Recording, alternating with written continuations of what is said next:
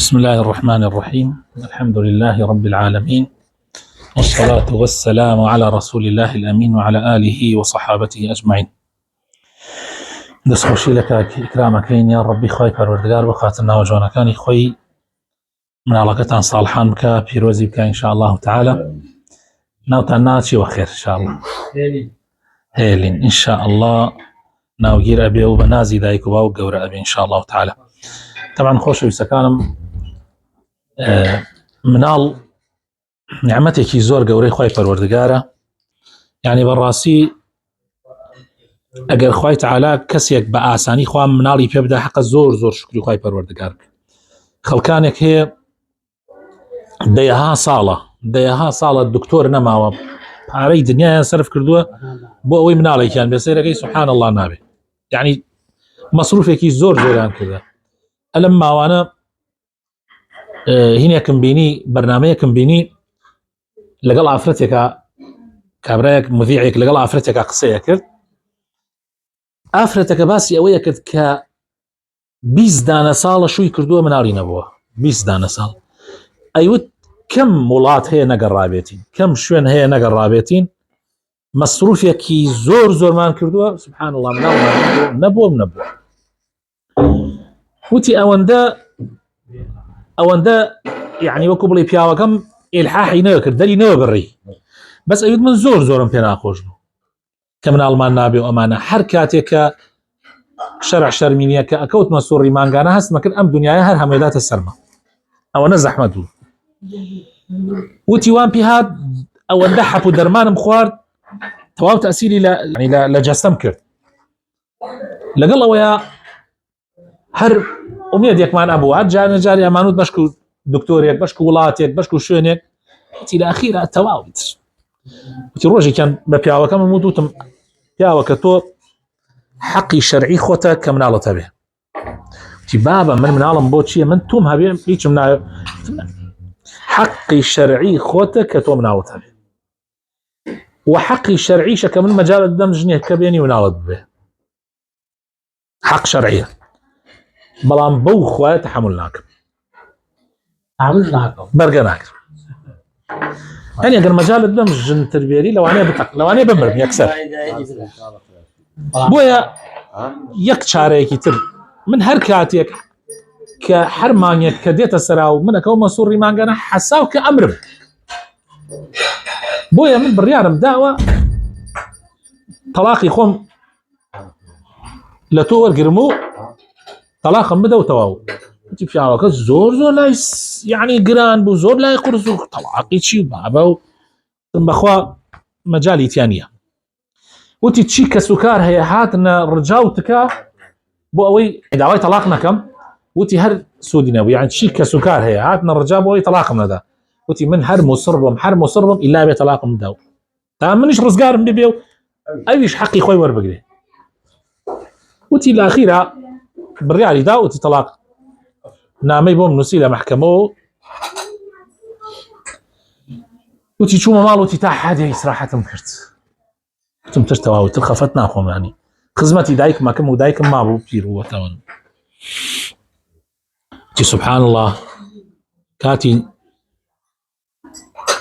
سەرمانگ هات کە بکەومە عادە و سوڕی مانگانە، وتی نەکەوت. وتی دەڕۆشوو بەسەریا هەر. وتی دوای ماوەیەک سەیرم کرد، دڵم تێکەچێ.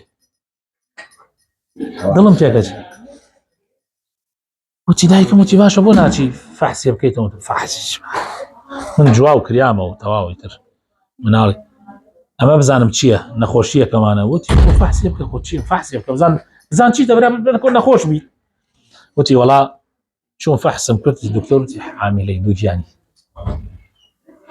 یا سبحان الله، وتی باوەڕم ناکرد. وتی دوو سێ جار تەحلیلاتیان دووبارە کردو، ڕۆژمە ئەم مختبەرەکە ئەو مختبەرەکە. وتی وەڵا برا دوو گیانی، تەلاقیشم وەگرتە لە پیاوەکەم. وتی لە خۆشیە ماڵ تەلەفۆنیان بۆ پیاوەکە کرد و ئەمانە ئاگاداریان کردو. وتیان وتی ئیتر ئەو بەگریانەوە هات، طبعاً یەک تەلاقی داوە لە مەحکەمە. وتی بەگریانەوە هات، ئەگریا. وتی منیش وتم بۆ ئەگری؟ لە خۆشی مناڵ ئاگری و مناڵ. وتی نەوەڵا لە خۆشیەوە ئەگریم کە تو دەیتەوە بەلام جارێکی. ئیتر وتی سپاس بۆ خوای پەروەردگار خوای تعالی نەژنی نەخواست وتی خوای تعالی کوڕێکی پێداین ناومان نا طبعا ڕضا لە الرضا هاتووە يعني راضي بوون بە بەشی خوا بە قەدەری خوا جا بەڕاستی مناڵ نیعمەتێکی زۆر زۆر گەورەیە یعنی ئێمە هەر زۆربەی گەنج کاتێ ژنە یعنی دوای دوو سێمان خوای تعالی يعني ژیانیان بۆ هی نەکاو سێرەکەی خێزانەکە حامیلەیە قەدری نازانێت کەسێ قەدری ئەزانێت چەند ساڵێک بێ مناڵ بێ لەوە دوا ئەزانێ يعني ژن بەڕاستی مناڵ نیعمەتێکی زۆر زۆر گەورەی خوای پەروەردگارە جا لەبەرەوە شکری خوای پەروەردگار بکە ان شاء الله تعالی داوا بکە خوای پەروەردگار ڕەحمەت پێ بکە ان شاء الله و بە ماڵ و مناڵتیش ئەمجا ئێمە طبعا لە ژیانە هەموو گەنجێک کچ بێ یان کوڕ بێ کاتێک گاتە سرەی خۆی و وعدی خۆی هەموو خەڵکەڵێ باشە ژنت نەهاورد بە کچەکاڵێن باشە شود نەکرد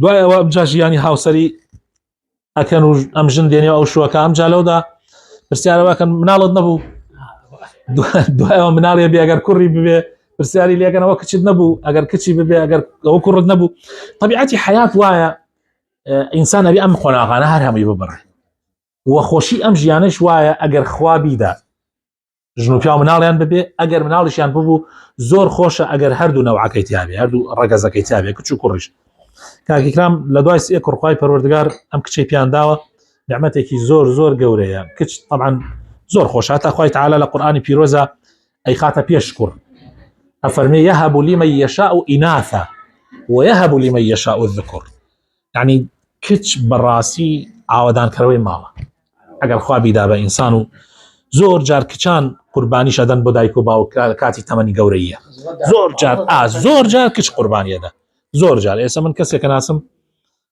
دوو کچن یەکیان مەوالیدی شەستەکانە ئەوی ترشیان مەوالیدی هەفتاکانە مانەوە لەبەرەوەی خزمەتی دایکیان باوکیانیان کرد تا باوکی وەفاتی کرد دوایەوە خزمەتی دایکیان کرد تا دایکی وەفات ئیسا مانەتەوە هەر کچن يعني ئەوە هیچ کەسێک هیچ کوڕێ ئامادە نیە ئەو قوربانیە بە ژن نەیەنێ خزمەتی دایک و باوکی بکە مستحیلە بەڵام کچ ئامادەیە ئەو قوربانیە بە کچ ئامادەیە ئەو قوربانیە بە لەبەرەوە بەڕاستی ئەگەر خوای تعالی بە ئینسان بیدا هەردوو نەوعەکە هەبێ و نیعمەتێکی زۆر زۆر گەورەی خوای پەروەردگار مناڵ کە ببێ سنەتە ئینسان ئەگەر کوڕ بێ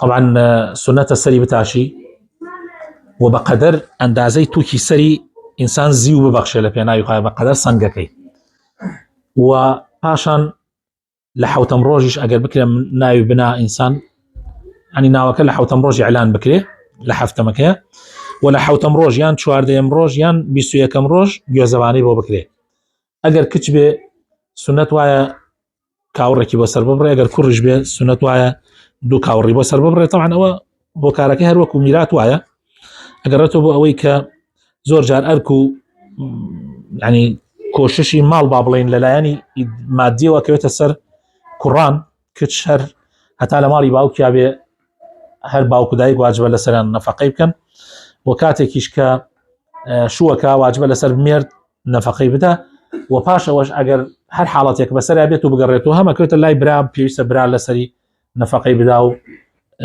یان باوک و دایک یا باوک ئەگەر مابێ طبعا جگە لەوەش هەندێشتی تریشەیە هەر گرنگە مەسئلەی ناونانەکە زۆر زۆر گرنگە یعنی مەسئلەی ناونان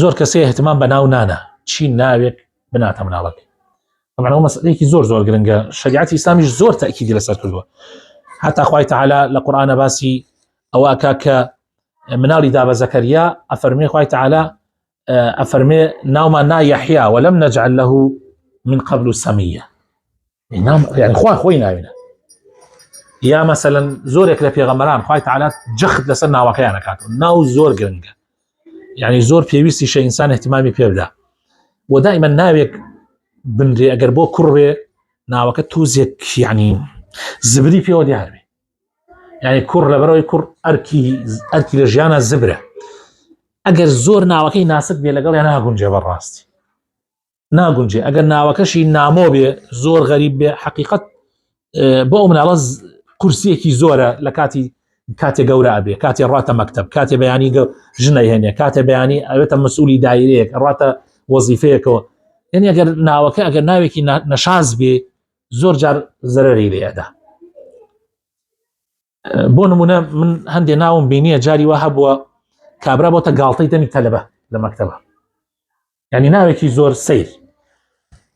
ڕۆژێکیان لە ڕادیۆ ئێران لە بەشی عارەبیەکەی چیرۆکێکی گێڕایەوە باسی مناڵێکی کرد کە ئەم مناڵە ژیانی خۆی گێڕا طبعا لە سژنا دوای ئەوە ینی حکایەتی خۆی گێڕاوە کە لە ناو سژنا حرەکەیەکی زۆر ناشرین یا بە شێوەیەکی زۆر ناشرین معاملەی لەگەڵ باوکیا کردووە. زابتی سژنەکە پرسیاری لێ کات تۆ بۆ ئەوە بێئەدەبی بەرامبەر بە باوکت؟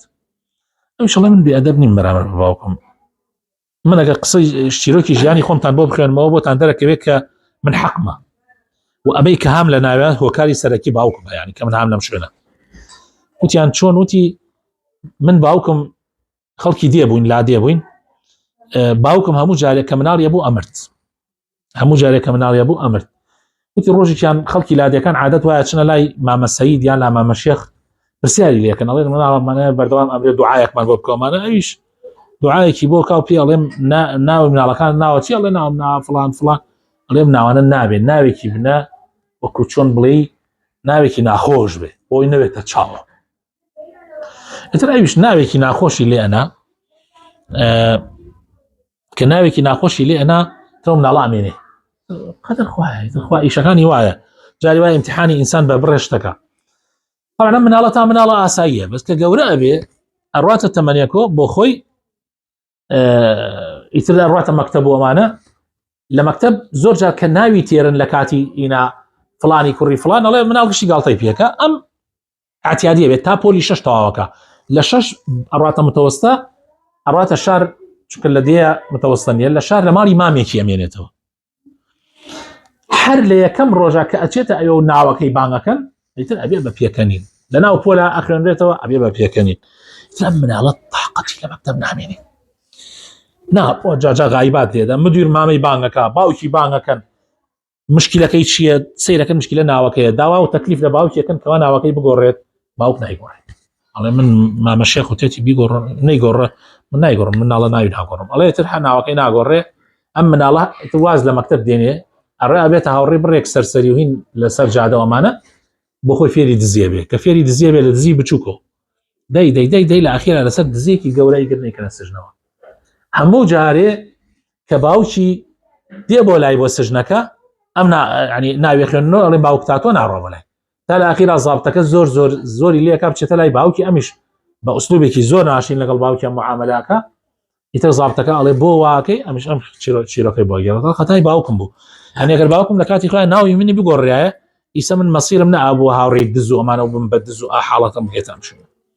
بەڕاستی ناو سلبیاتێکی زۆر زۆریە. طبعا بۆ کچیش ناو ناسک بێ باش، یعنی هەندێ ناو هەیە بۆ کچ ناگونجێت، یعنی ناوێکە کە سەیرەکەی جاری وا هەیە یعنی یا زۆر درێژە یا زۆر زبرە، ینی ئەو ناوانە باش نییە. کچ دائما ناوێکی ناسک و کورت و ئەوانەی هەبێ لەوە چێ بۆ کچەکە چاکتر بێت و ناوەکە نامۆش نەبێ، ناوێکی ئاسایی بێ. ئیسە ئێمە کورد عادەتی خۆمان وایە دائما ئەڕۆین بۆ ناوێک کە کەس نەیناوێت، یعنی دائما ئێستا من هەر لە ماڵی خۆمەوە خەڵکی تریش ئەڵێ مامۆستا ناوێکمان بۆ بنۆ دینی بێ، یعنی بۆ بدۆ زۆر دینی بێ. ئێ باشە ئەوە ناوی یعنی لەگەڵ دینە مەبەستیانەوەی لەگەڵ دینە تەزاڕوب نەکا، مشێشم باشە ئەو ناوە ئەڵێ ئاخرم ناوە خەڵکتر هەیە ناوی ناوەبێ، ئەی مشکلەیە خەڵکی تری ناوی نابێ. یعنی خۆ المهم من ناوێکی غەریب و سەیر و سەمەرەی لێنانم، ناوێکی ئاسایی بێ.